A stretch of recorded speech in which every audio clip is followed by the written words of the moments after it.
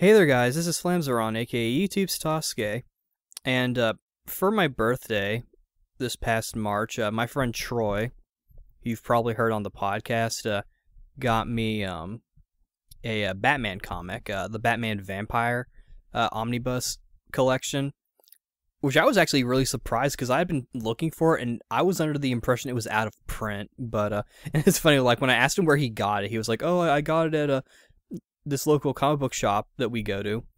And I'm like, really? Because I asked him, and the guy was like, I think it's out of print the last time I went, that I remember.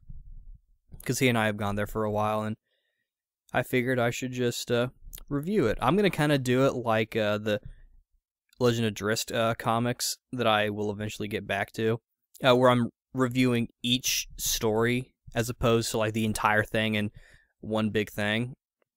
Because, like I said, this is a collection of, I believe, 3 comics, and this is all the Batman Vampire stuff, at least the old stuff as far as I know. I don't know if there's anything new. This is actually the first Batman comic that I've read in a while, and the first one that I've completed in a long while. I've really only read one Batman comic, and I've been trying to find it, and I don't remember anything about it. I thought it was The Long Halloween, but I don't think it is. But yeah, I figured I should just review it and let you guys know what I think about it. And also, I should let you guys know this is the first recording on the new computer with you know, the MXL 990 and the Icicle and whatnot. So let me know if how it sounds, and also sorry if I sound a little different, but I actually got gum surgery because I'm a vampire. No, I'm joking. Or am I? No, I'm joking. But yeah, the first comic that I'm going to be talking about, or I guess graphic novel, is Batman and Dracula Red Rain. That was the first story, and it's the story, to keep it kind of simple and to kind of set it up for the rest of the reviews, it's the story of how Batman becomes a vampire in this particular set of stories. It's part of the multiverse. It's not canon as far as I can tell, but yeah, basic plot, and I'm gonna keep it brief. There are a bunch of murders going around, and they have puncture wounds on their necks. Batman's investigating, and he's also having dreams about a woman seducing him. He's like, "What the fuck?" And so he starts speculating that it's vampires. He gets and then he starts investigating a lead. And it leads him to the sewers where there are these like vampires, like populating, for lack of a better word, down there. And he gets wounded pretty badly. And then this woman named Tanya and her warriors, which I'll call them for now because there actually is something about them, they come in and they save Batman. And Dracula shows up in his bat form, and they escape. And Tanya explains sort of her position. She actually knew she was actually like controlled by Dracula. Yeah. It's been a little bit, so I'm trying to make sure I remember everything. But like I said in my Crooked Man episode, in the 7 Deadly Sins review, I'm gonna try to focus more on the actual review part and not the synopsis. And Tanya, she basically is a vampire who overcame her thirst for blood. I think she made like a potion. She decided to like not kill people and drink their blood. And she wants to kill Dracula, who's come back, and she's set up like her little she has like her own little like posse of other vampires who have taken I'm pretty sure it's a potion or an elixir or something. I don't think she willed herself. I believe she's cursed. For those who've been kind of studying like vampire literature and sort of like vampire lore and whatnot, and I kind of have been as well, because I have a vampire section of one of my main stories, and so I've been trying to kind of set it up that way. I believe she is cursed. I believe that's sort of like the explanation they're going for her. Based on my understanding of the story, I didn't really get a clear indication of how people in the story in this world became vampires. I'm under the impression that it can be either a curse or you can be like turned, or rather, I think it's treated like some sort of like infection, or I think it can be either be a curse or like a disease. I was trying to kind of avoid that word because in terms of vampirism, it kind of is it sort of implies a sickness, and I don't think that was what they were going for. At least not the way I think, because when you think of sickness, you think of like someone being like sick or something, like ill, like poor health. I mean that's what I should have used, poor health. So it's kind of cool. She has like she and her posse have like this have like these guns that shoot out wooden stakes, and that's kind of cool. And even Batman starts looking, like goes to like this woman. I don't know what you'd call her. I think she's like a scholar of sorts, or a librarian or something, from what I remember. I think I'm trying to find the right word to describe her in relation to Commissioner Gordon and Batman. I would guess maybe contact. I think a contact in regards to Batman, and she kind of tells him about vampire stuff. And I think it's her and Tanya both have the phrase, vampires are real, but not all of them evil, which is going to come into play later on. When you think about it, it's actually pretty good foreshadowing. But anyway, Batman and Tanya set up this plan to kill Dracula and his remaining vampires.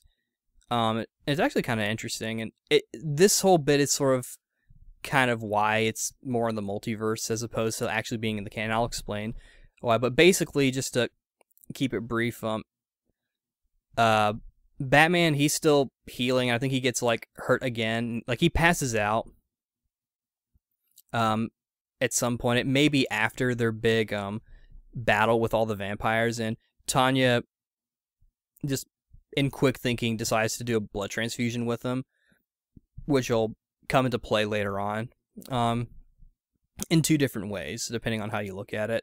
And basically, their plan is to get all of the vampires inside Wayne Manor, and they wait and like they stall until dawn, and then Batman, he sets off this thing and like blows up the entire manor, and so the manor has been destroyed, and all the vampires are in there, and so they're already hurt from like the damage of the explosion, but they're also assuming they can get hurt, because I've been reading a little bit ahead into the next story, and it's, bullets don't hurt Batman, but spoilers.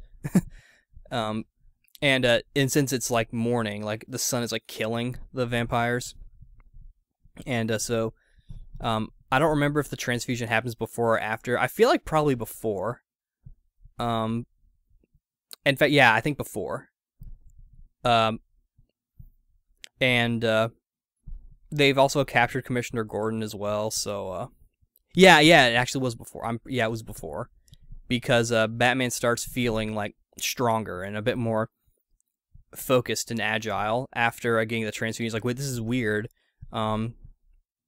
And he goes to Alfred, thinking that Alfred is this like friend that Dracula and the people have kidnapped, but it's actually Commissioner Gordon, and so he has to rescue him. And at this point, he's gotten he gets bat wings, and he sort of talks about Tanya being sort of like this great woman who gave him this gift, because she ends up dying as well, and like sacrificing herself to like stall the vampires. And ultimately, like, as you can probably guess, Batman and Dracula have their big battle in the sky, because they both, Dracula turns into his bat form, whereas Batman, has his bat wings, and he gets bitten by Dracula, but he ultimately like impales him with a stake, and then he passes out. And this is after telling Alfred to like go away, but Alfred's like, I'm gonna follow you, because like he tells Alfred to like go to like this other house, and like he tells Alfred his entire plan, including stuff that he probably didn't tell Tanya. And Alfred finds him. He's like, "Oh no, Master Bruce!" And the next scene shows kind of like him at like this like office or something, talking to this guy about sort of like, yeah, apparently like there's this plan where like you are given like a bunch of like the Wayne stuff, something like that. I don't remember the exact details. And then Alfred, he goes down to like this like dark chamber. I don't think they show specifically where it is. I would assume probably the house. I think it's a house. I think it's a house that they get. I don't think they get like an apartment. I think they get like an actual like house. And he goes down and he's just all like, you know, it's kind of weird you being dead or something like that. And Batman wakes up and he's all like, no, I am actually dead. I am actually dead, Alfred. But Batman will live on. Like, Bruce Wayne is dead, but Batman will live on forever. And his last line is, vampires are real, but not all of them evil. And it shows him with, like, vampire fangs, so he's a vampire now. And I kind of liked the use of that line, because it's like, well, yeah, Batman, he's a vampire now, but he's not evil. And, of course, Tanya wasn't evil. So that's basic plot. The story was paced pretty quickly. And because of that, I felt like it was pretty easier to digest, but also probably just because I was just, you know, enjoying it, you know, not really thinking too much about anything in particular, just trying to enjoy the story. I like the art design. It's definitely a little dated, in terms of just general design. Batman in particular doesn't look like he's wearing just a bunch of combat armor, which I like. It's a very gothic looking Batman, which I think works well for the setting and story. I generally prefer my Batman looking more gothic, like a lot of dark, a lot of shading being used with atmosphere, the long cape that kind of covers his entire body, and the ear things on the cowl being really tall. His build is pretty standard for Batman, like it's what you would expect Batman's build to be. So it works well. I personally think, as a reader, we should be intimidated, and we should be kind of afraid to see Batman in a way, if that makes any sense. That's generally how I see Batman. I didn't really like Alfred's design, and Commissioner Gordon's, I looked back at it, and it was alright. I'm kind of used to the cartoon, where where he didn't have like the white hair. I mean, he looked pretty good. Overall, I definitely think Alfred was the weaker design, in my opinion. But the texture of the pages was pretty good. Tanya, she was fine. I don't really have any real complaints with it, to be honest. I actually kind of liked it. I don't really know what the whole Red Rain was. I might have missed it in reading it. I assumed it was probably some sort of symbolism, but I'm not entirely sure what. I don't think it had anything to do with vampires. Like I said, I'm a little unclear, sort of. Maybe not. It's hard to say. Like, I think for this story, in terms of like how vampires work, I think they were going for as classic of a vampire trope as possible, like, you know, the Wolfbane and the decapitation, the wooden stake, sunlight. I didn't hear anything about I think they kept the dirt thing. I think they kept the dirt thing. I don't think they played too much with it. But in terms of the how and like what vampirism actually is, it seemed like it could be either a curse or something sort of medical. And I only say medical just because the transfusion. I mean, you can maybe argue that it's just because Tanya was a vampire, so it's mainly just like residue, and that would also maybe kind of explain why Batman didn't start off as a vampire. Like, he didn't immediately turn into a vampire. He had to die first and then become a vampire. In Tanya's case, I think she was cursed. I don't remember. I can't remember if she got bitten or not, but she part of me says probably. I think she was actually cursed by Dracula, though, from what I remember. And because of the fact that it was like a potion she had to make, the idea of potions, sort of like magic and wizards and sorcery, that makes me think of sort of like the magical / spiritual or fantasy aspects of vampirism. That's sort of my mindset on the matter. But I enjoyed it. It's definitely a good read. I will note one thing that kind of that was a little difficult. Like, whenever Batman was talking like in his head, not in dialogue, and they indicated it pretty well, this story is actually pretty narrative in a lot of ways, and I feel like American comics are pretty narrative. And that they won, like, with the whole vampire thing, with Batman turning into a vampire, they don't tell you that, oh, he's a vampire. They show you.